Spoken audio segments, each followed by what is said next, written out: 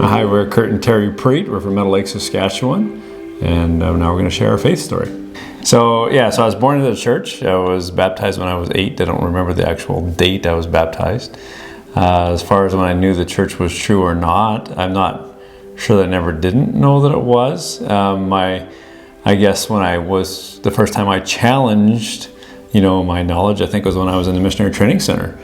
And I knew I was going to go out to preach the gospel, and I thought, well, I better make sure that I know that this is true. And so I was reading and prayed about the Book of Mormon, and I got this really very interesting answer that said, it's true, why are you asking me? So that was my final conversion, I guess, to know that I was in the right spot. I attended Catholic school. I was baptized United. So I had a couple of religions going on. All the teachings in school and religion class were very Catholic. I did, communion and mass only through school. And then at home, we would go to the United Church. That was more for Christmas, Easter. We didn't attend all the time, only on the special occasions. And then I knew nothing of the Church of Jesus Christ of Latter-day Saints. I knew so little that when he introduced me to the elders, I really thought that was their first name. Like, I thought that they both had the first name Elder. And that's how little I knew. I feel like if I had been introduced prior to meeting him, I would have accepted. I'm not sure how far back I would have. I think the Lord had been preparing me until he introduced me, but when I met with the missionaries, it made sense to me. Like, we would never send our kids out and say, there's no way back to us. And so having Joseph Smith prepare that way for us, it made a lot of sense.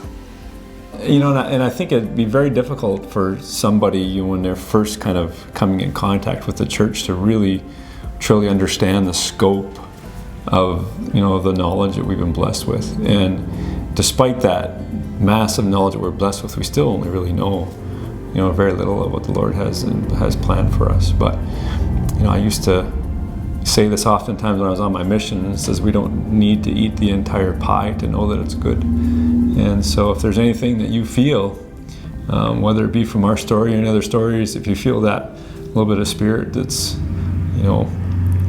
that we all feel in different ways, but you can feel the goodness of it, then align yourself with it and enjoy the blessings that come with it. So I know that the Church of Jesus Christ of Latter-day Saints is the true gospel upon the earth.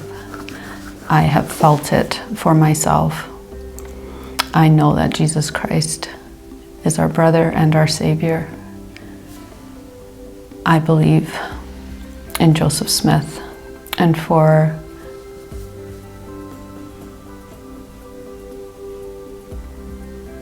the strength and determination that it took for him to restore the gospel on this earth through the Book of Mormon. I know that a 14-year-old boy could not have done that had it not been true. My testimony of the Church of Jesus Christ of Latter-day Saints is to me is kind of interesting, because there's so many things that I've learned over the years that my brain doesn't really comprehend. I can't comprehend the atonement. I can't comprehend the fact that the Lord would instill something like the ability to use his power through the power of the priesthood in someone like myself. So some of these things that we learn within the restoration of the church, like the having the priesthood and having full knowledge of the atonement and the blessings we get from the temple, are things that are, as much as I learn about them, are kind of beyond my comprehension.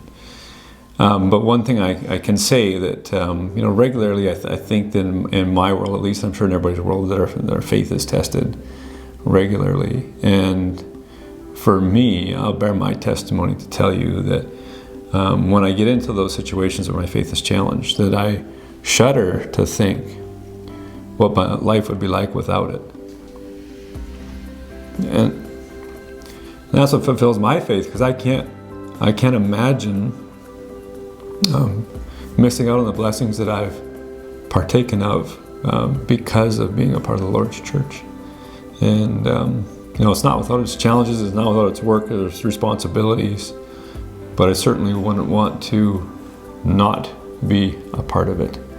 So for anybody that might be interested in these different faith stories and are challenging for yourself or looking for yourself, I would let you know that it's not without its challenges, but it is definitely worthwhile, and you get the opportunity to feel the love of a Heavenly Father and of a Savior who has given all for you.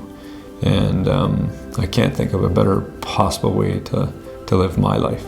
And I know that it's a blessing to us and to our family and to those that we come in contact with. And I share that testimony with you, and I do so in the name of Jesus Christ. Amen.